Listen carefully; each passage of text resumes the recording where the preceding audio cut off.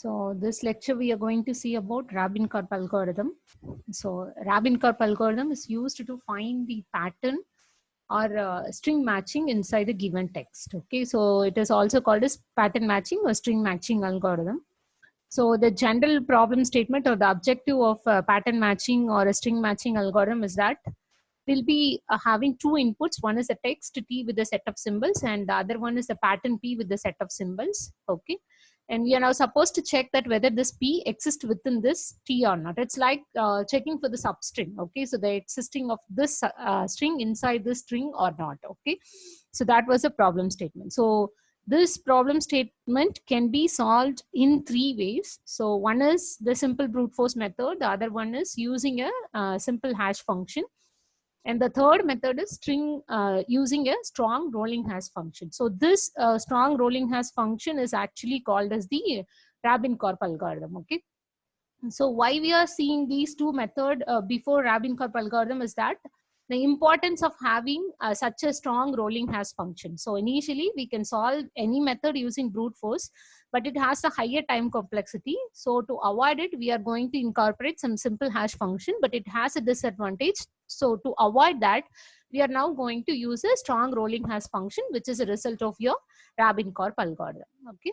So now before entering into that, let me first introduce some of the terminologies related to this string matching algorithm. So with this example, okay, so this is an example which has a text, which has a set of symbols. So here in this example, we have only four symbols A, B, C, D, and P, which has two symbols B and C. So the length of the text is called as N, and the length of the pattern is called as M. Okay, so with respect to this example, N is 9 and M is 3. And D is another value which is called as a base value. Okay, so how to decide this base value is that, so for this example, we have the text and the pattern comprising of only alphabets. So we have 26 alphabets. So in this case, I can take the base value as 26. But there are some cases in which this text can be a continuous of numbers. It's like you can take 1, 2, 3, 4, 5 or 9, 8, 4, 5, 6 like that. So in that case, that can also be taken as a text, and you can even comprises the pattern will also be in the form of the numerical values. So for that, we can have the base value as 10 because we have base decimal values from 0 to 9. Okay, so that's why we'll be taking the base value as 10. And the other way, the text can also be the simple binary values. It's like the string of zeros and ones, comprises of only zeros and ones, 1001, 00101, like that. You can have text and pattern. So in that cases, it is binary value which consists of only 2 digits. So the base value can be 2. So like this, we can fix the base value. Now, how we can solve the problem statement using the brute force method. So simple brute force method, what we are trying to do, a straightforward method, you're just going to check whether this CCB is the same as in case of your ABA. Next to CCB will be the same as in case of your BAA. So for that, we are going to decide a window. Okay, so the window size will be the size of the pattern. And once you decide the window, the size of the pattern is 3. So the window size is 3. So each and every character will be checked. So the Windows character with the pattern character is checked. If all three remains the same, then in that case, it was a match found, or else no match. Okay, so that has been explained here. So for the first window, we checked there is no match. And for the second window, it's like you remove the first character and add the second character. Okay, so then the next window is BAA. So we'll be checking. And similarly, in the third window, it's like you remove A and B and then add AAC. So that will be your third window. So you'll be checking each and every character, no match found. Okay. So when you go to the fifth window, at that point, you'll be finding an exact match of CCB. So the pattern match found. And now what is the disadvantage of having this brute force method is its time complexity. So to check this, how much is the time complexity? We need at least 2 loops, one for processing this pattern, every character after character, to check for the comparisons. Okay, so whether the same character or not. Okay, so for that, and then in case of your window, I mean, it's like moving the window from left to right on the text, we have to go with the text length. Okay, so we'll be having 2 loops, one with the value n and the other one with the value m. Okay, so now here the time complexity is big O of n into m, where n represents the length of the text and m represents the length of the pattern. Now we are going to see another method such that it can operate with a less time complexity to solve the same problem statement. Okay, so which is that we are going to incorporate a simple hash function. So now what is a hash function? It is a simple mathematical function. Okay, so for the simplicity here, I'm just going to define the hash function as addition of character values. You can define your hash function of anything, any mathematical equation you can define. For the simplicity, I'm just going to take that it is the addition of character value. Now, how we can take that character value? So to make it more easily visualizable, and for this problem, I'm just assigning each symbol with the numerical value. Okay, so here a text contains only 4 symbols, so A, B, C, D. So I'm just assigning the numerical values with 1, 2, 3, 4, and the base value D is 26 here, and the pattern is CCB. So the length of the pattern is 3 and the length of the text is 9. So now we are going to check with that. Okay, so now the same, the pattern contains CCB. So C represents the value 3 and C again represents the value 3 and B represents a value 2. So it's like 3 plus 3 plus 2. So that is the addition of character values. So the value is 8. So now the hash value of this pattern is 8.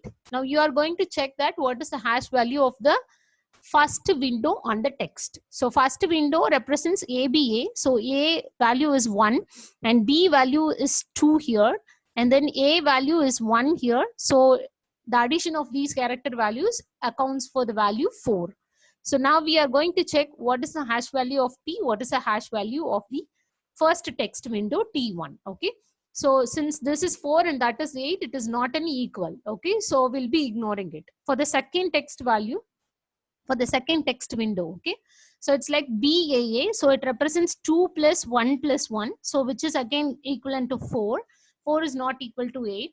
Okay. So the H of P means hash value of the pattern. H of T2 means T2 is representing the second window on the text and the hash value of that. Okay. And then for the third window, you are checking that the value is 5. And for the fourth window, the value is 7. And for the fifth window, the value is 8. So both the values are equal. Now the job is not over because we are just going to check only the hash value. Now we have to confirm that whether the characters also remains the same or not. Okay, so the pattern P now contains CCB and T4 contains what? So T4 contains CCB. Now we are going to check that the pattern found remains the same. Sorry, this might be T5. Okay, I'm sorry. This is T4, this is T5. So we are going to check whether the pattern is equivalent to T5 or not. So in this case, it is true. So we can go for it. Okay. Now the same thing can also be checked with.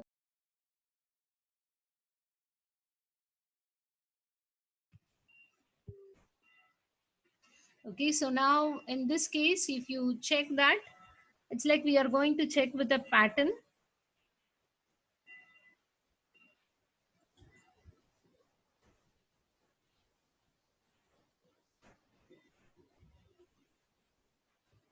For this example, so in this example, we'll be taking the same thing we are going to apply. It's like the hash value of the pattern is taken, hash value of the window is taken, and we are checking here now. So now look into this, the pattern value is also 4 and the text value is also 4, but the window contains a value AAB. Here the value is BAA. Both are not equal. So though the hash value is equal, but the strings are not equal. So this is called a spurious hit. Okay. So to avoid such spurious hit, we are supposed to form a very strong hash function. Okay. So a simple hash function will not work out. And this is the disadvantage of using a simple hash function. Even here also it remains the same. So for even when you go with the second window also ABA, pattern is BAA, hash value remains the same. So it was a hit. But when you check for the values doesn't remain the same. Here it is ABA, here it is BAA. So it is called as a spurious hit. So spurious hit is the basic drawback of using a simple hash function. So to avoid that, we have to make a hash function which should be a very stronger one. So what is that stronger function? So here we are making that stronger function, which is that this is the hash function now. So here we are using the D value. So what is the base value that we have? And M is the length of the pattern. and P of I represents each and every character on the pattern, and this Q value. So this Q can be any prime number that you can take. Okay. So for the simplicity of our example, I hope I have taken 11. We'll look into that with an example. Okay. Now how this value will be used. Okay. So the same steps. Find the hash value of the pattern, find the hash value of the window, and when they are equal, when the hash values are equal, now check whether P and T are remains the same, then print pattern found. If not, extend the window and then compute the rolling hash value. It's like extending the window means remove the first character and add the next character. That is what the extending the window. Okay. And compute the rolling hash value. So why it has been called as rolling hash value? It's because we are not going to compute the hash value newly for the next window. Instead, we are just removing the P of I, that is P of 0 first for the first time, minus the set of P minus P of 0, and then plus P of 3. Okay, so the next value will be added towards it. That is why it has been called as a rolling hash value. And now what will be the time complexity for this is that big O of m plus n. Okay, so big O of m plus n, where m represents the length of the pattern and n represents the length of the text. So when compared to n into m plus n is very simpler, and at the same time it can even avoid the spurious hit also, so that we are using this Rabin-Karp algorithm. So this is basically the Rabin-Karp algorithm in the string matching function. So I can look into that with the same example. So here we have A, B, A, the same example I have taken. Assign each symbol with a numerical value. So here we have only 4 and the base value is 26, and let the prime number be 11. You can take the prime number to be anything. If you want to take that as 13, you can take that as 13. It's up to you. Okay. And now the simple hash value pattern is for C, it is 3 and into D power m minus 1. So you just look into this hash function. First character into D to the power of m minus 1. So the same has been applied here. So first character value is 3 into 26 to the power of 2, because m is 3 here. And the second character is 3 again into 26 to the power of 1. And B is 2 into 26 to the power of 0. So the total value into mod Q. Okay, so the answer here is 7. So the hash value of the pattern is 7. Like this, you are supposed to compute for the each and every window and check that. Okay, so for the first window we have ABA, so 1 into 26 to the power 2, and for B it is 2 into 26 to the power 1, and for A it is 1 into 26 to the power 0, so mod 11. So the final answer for this is actually 3. So 3 is not equal to 7, so there is no match. And for the second window we compute that the answer is 4, so 4 is not equal to 7, so no match. And for the third window, the same value has been substituted, AAC, so it is 1, 1, 3, and then no match. And for the fifth window, we found a match. Though the hash value will be equal, we are again supposed to check that whether it is equivalent to the character wise or not, and it is equivalent to the character wise too, so the match found. Okay, so this is how Rabin-Karp algorithm actually works, and this is the algorithm we have. So m is defined as pattern length, n is defined as string length, q is a prime number, and the pattern hash initially taken as 0, and the string hash is initially taken as 0. And I'm just initializing h value to be 1, and d is the base value, the number of characters in character set. Okay. So now we are going to find what will be the h value for the pattern. Okay. So for all the character in the pattern, we are just going to find this value. Okay. And now here we are going to update the pattern hash and the string hash every time. So string hash is nothing but the hash value that is obtained for the text window.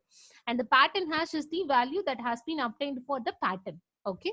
So pattern hash is being computed for the first time, and then the string hash has been computed for the text window. Okay. So here the loop is controlling that how many characters we are supposed to find. Okay. And now in this, we are going to check that whether the pattern hash is equivalent to string hash or not. Okay, so if the pattern hash is equivalent to string hash, in that case, what we are supposed to do, character wise, we are supposed to check, right? So that is being done here. So text of I plus index is not equivalent to pattern of index, then break. It means the pattern is not equivalent, so we have to break out of it, or else we have to check that if the index is equal to m, that is every character is equivalent to, then the pattern is found at that index. Okay, so if this is not equal to, then we are supposed to find the rolling hash function. So this is how the rolling hash actually makes into the play. It's like initial string hash function, and then the first character will be subtracted from it, and the next new character will be included in it, rather than finding the hash value for the text window every time. We are just using the earlier hash function, and then we are subtracting the first character out of it, and then we are adding the next character.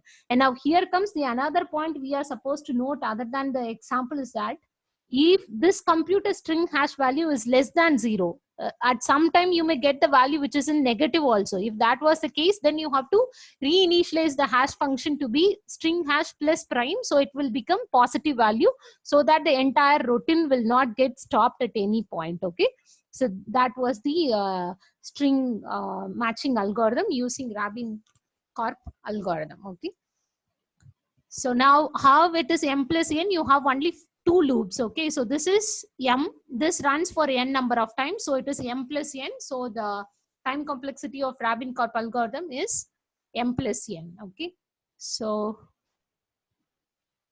and one more thing you need to remember is that here the text of I and the pattern of I is not any numerical value that we are going to assign. Instead, this will become the ASCII value. So if you have CCB, then for C, what is the ASCII value that will be taken? And for text value, what will be the corresponding character? Its ASCII value will be substituted. So if you substitute the ASCII value, then when you find the strong rolling hash function, in that case, at some time it may become even negative. So in that case, we are reinitializing it to be positive. Okay.